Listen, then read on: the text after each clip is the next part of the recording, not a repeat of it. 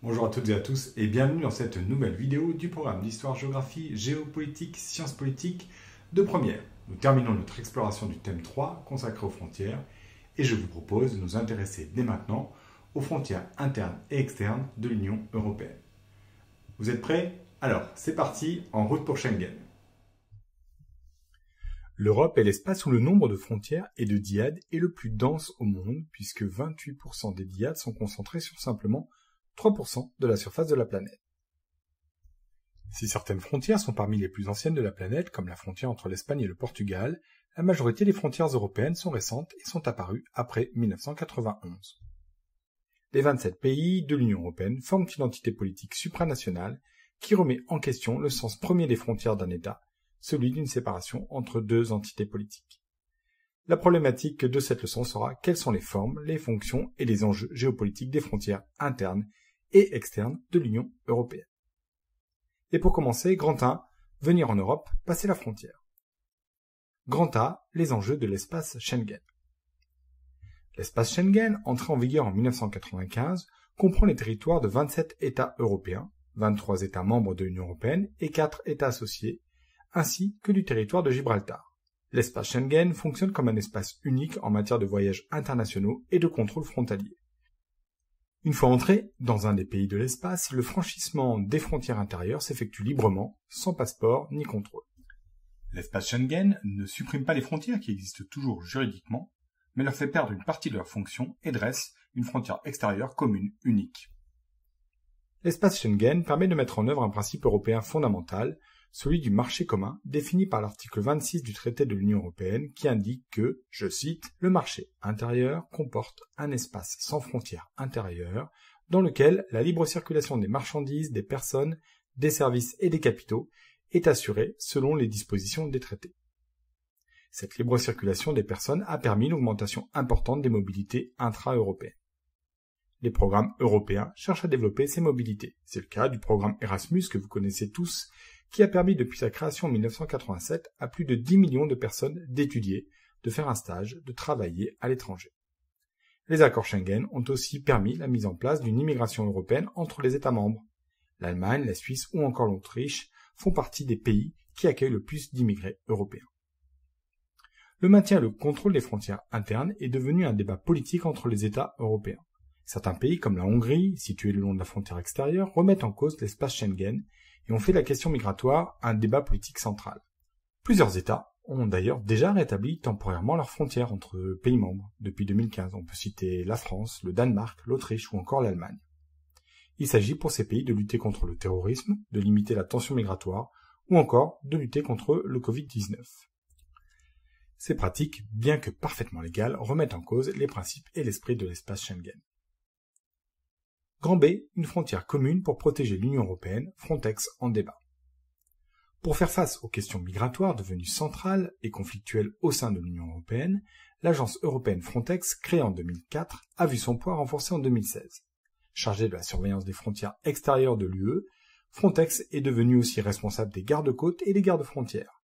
Elle intervient notamment en Méditerranée où son action a pour conséquence de rendre plus difficiles les traversées clandestines, accentuant la mortalité dans cet espace qui est devenu l'un des plus dangereux au monde pour les réfugiés.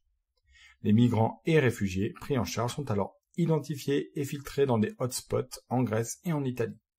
Mais la question de leur répartition est toujours source de conflits et de négociations entre les pays européens. L'Union européenne a aussi associé depuis 2004 les pays extérieurs à la gestion des frontières européennes, créant une politique de voisinage. L'UE aide des pays extérieurs pour la mise en place de mesures de contrôle des flux migratoires et pour le développement économique et leur sécurité.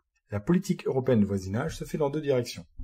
Vers les pays du Sud, autour du bassin méditerranéen, avec l'Union européenne, l'Algérie, l'Égypte, l'Israël, la Jordanie, le Liban, la Libye, le Maroc et l'autorité palestinienne, la Syrie étant suspendue. Il s'agit pour tous ces pays de stabiliser la Méditerranée par le renforcement des relations entre les États. En direction des pays de l'Est, entre l'Union européenne, l'Arménie, l'Azerbaïdjan, la Géorgie, la Moldavie, l'Ukraine et la Biélorussie qui elle aussi est suspendue. En 2015, pour faire face à la crise migratoire majeure, l'Union européenne a signé avec la Turquie un accord pour que le pays prenne mieux en charge le contrôle de la frontière et accueille tous les migrants illégaux venus de son territoire et arrêtés en Grèce. En retour, l'UE s'est engagée de son côté à financer à hauteur de 6 milliards d'euros l'accueil et l'accompagnement des réfugiés sur le sol turc. De nombreuses associations ont dénoncé cet accord qui a été plus ou moins bien appliqué, le gouvernement turc utilisant souvent la pression migratoire comme outil de négociation avec l'Union européenne.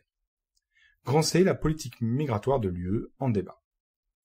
La fermeture des frontières extérieures est une conséquence de l'espace Schengen et est devenue source de débat depuis les années 2010. La multiplication de conflits, notamment dans le cadre des printemps arabes de 2011, a jeté sur la route des millions de réfugiés qui ont cherché refuge en Europe, aboutissant à une crise migratoire majeure qui a culminé en 2015. Le long des frontières terrestres extérieures à l'UE, les pays membres ont alors multiplié les murs et les barbelés pour freiner l'immigration, les caméras thermiques, les surveillances par drone, amenant à une véritable barriérisation de la frontière. Les enclaves espagnoles de Ceuta et Melilla au Maroc, les frontières avec la Turquie, la Serbie sont ainsi fermées. En 2019, l'Union européenne a décidé de doter l'agence Frontex de près de 10 000 agents chargés d'assurer le contrôle des frontières, la gestion des migrations et la lutte contre la criminalité transfrontalière. D'ici 2027, Frontex pourra acquérir ses propres navires ou avions et conclure de nouveaux accords avec des pays hors Union européenne pour l'expulsion d'immigrés illégaux. Le renforcement de l'agence Frontex soulève cependant des inquiétudes en Espagne, en Italie, en Grèce et en Hongrie, qui craignent que leur souveraineté soit menacée. Les associations d'aide aux migrants dénoncent de leur côté les pratiques de l'agence. Ainsi, en 2023, une enquête a été ouverte après la mort de plus de 600 migrants au large de la Grèce sur l'implication de Frontex, aussi accusée de rejeter en mer les migrants plutôt que de leur venir en aide, en violation des accords internationaux et de la mission de l'agence. Intéressons-nous maintenant aux frontières d'un État adhérent en prenant l'exemple de l'Allemagne. Grand A, un pays aux frontières mouvantes. L'Allemagne est un État relativement jeune, fondé en 1871 à partir du Royaume de Prusse, vous le savez tous sans doute puisque vous l'avez vu en cours d'histoire. Acteur majeur des relations européennes et des conflits qui ont déchiré l'Europe du XXe siècle, l'Allemagne a vu ses tracés frontaliers fréquemment modifiés, en 1919, 1938, 1939, 1945 et 1990. Pays situé au cœur de l'Europe, l'Allemagne possède des frontières terrestres avec 9 pays, dont 8 membres de l'Union européenne, à savoir les Pays-Bas, la Belgique, le Luxembourg, la France, l'Autriche, la République tchèque et la Pologne, sans oublier évidemment la Suisse, auxquels il faut ajouter les frontières maritimes avec 2 autres pays, le Royaume-Uni et la Suède. La particularité de l'Allemagne est de posséder une ancienne frontière interne qui la divise profondément aujourd'hui encore. En effet, de 1949 à 1990, l'Allemagne est divisée, vous le savez, en 2 pays, la RFA et la RDA. Ces 2 pays connaissent une évolution économique diamétralement opposée, avec d'importantes difficultés pour la RDA. À partir de 1990, l'Allemagne réunifiée investit plus de 2 milliards d'euros dans les Länder de l'Est pour permettre un rééquilibrage économique et une disparition de la frontière interne. Plus de 30 ans après, malgré ces aides, des disparités demeurent entre l'Est et l'Ouest. Grand B, rôle et fonction des frontières en débat. Située au cœur de l'UE et de l'espace Schengen, l'Allemagne a donc des frontières ouvertes. Le pays, première puissance européenne, est un moteur économique et ses frontières jouent un rôle d'interface économique majeur. Pour rappel, une interface, c'est une bande de contact entre 2 espaces de nature différente, engendrant des échanges entre ces 2 espaces. Le Rhin et le Danube, les 2 principaux fleuves qui sillonnent l'Europe, servent de voie de communication vers les ports européens et notamment Rotterdam. Le gouvernement allemand a largement développé les coopérations transfrontalières, puisqu'aujourd'hui, le pays possède 25 eurorégions et 10 parcs naturels transfrontaliers, faisant de l'Allemagne le champion incontesté des coopérations transfrontalières. Les déplacements sont particulièrement nombreux car les populations des pays frontaliers viennent en Allemagne profiter d'avantages comparatifs, des salaires plus élevés, de meilleures conditions de travail, une protection sociale plus intéressante. Durant la crise migratoire de 2015, l'Allemagne a été un des principaux hôtes des populations fuyant la guerre en Syrie et en Afghanistan. Le pays a accueilli près de 1,2 million de réfugiés. La question migratoire est devenue un enjeu politique puisque le pays a dû temporairement rétablir les contrôles aux frontières de son territoire afin de contrôler le flux toujours plus important de réfugiés. La crise a abouti à l'émergence d'un parti politique anti-migrant et raciste, l'AfD, qui est devenu un acteur majeur de la scène politique allemande. Les tensions liées au conflit russo-ukrainien ont aussi poussé les Allemands à repenser les enjeux stratégiques de protection de son territoire, notamment le long de la frontière germano-polonaise, la ligne Oder-Neisse, que vous connaissez toutes et tous évidemment si vous avez suivi le cours précédent. Intéressons-nous, pour finir dans cette 3e partie, aux espaces transfrontaliers, passer et dépasser la frontière au quotidien. Grand A, comprendre le fonctionnement d'un espace transfrontalier. L'Europe est le continent qui possède le plus grand nombre de frontières, 20 000 km de frontières terrestres internes à l'Union européenne. La construction européenne a permis l'ouverture des frontières entre les pays membres, notamment dans le cadre du marché commun. Les espaces transfrontaliers sont donc un enjeu majeur pour l'UE, puisqu'ils représentent 40% du territoire et concentrent un Européen sur 3. Alors, un espace frontalier, qu'est-ce que c'est? Alors, il repose avant tout sur un différentiel entre deux territoires, un plus riche ou plus dynamique, générant plus d'emplois. Les relations entre les espaces transfrontaliers sont donc souvent asymétriques. Les échanges entre ces espaces sont de nature diverse, marchandises, flux financiers, population. On parle alors d'interface. Parmi ces échanges, les mobilités pendulaires sont les plus nombreuses. Pour ces travailleurs frontaliers, la frontière sépare leur lieu de vie de leur emploi. Dans l'UE, ils sont près de 2,1 millions à traverser au moins une fois par semaine la frontière pour travailler. Et d'ailleurs, la France est le pays le plus concerné puisqu'elle totalise 20% des mobilités pendulaires européennes. Grand B, l'UE, acteur majeur du dépassement de la frontière. Avec la libre circulation des personnes et des marchandises, des processus de développement de gouvernance commune des espaces transfrontaliers se sont multipliés.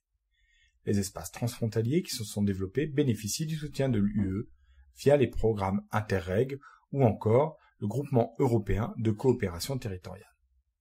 Au total, l'UE a financé les programmes transfrontaliers et interrégionaux à hauteur de près de 26 milliards d'euros entre 2014 et 2020.